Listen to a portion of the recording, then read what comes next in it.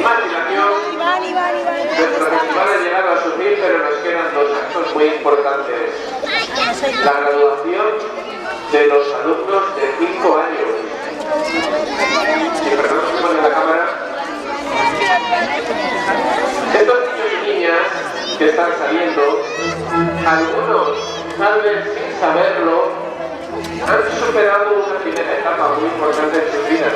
Han crecido, han aprendido, han desarrollado nuevas habilidades corporales, intelectuales, sociales y afectivas.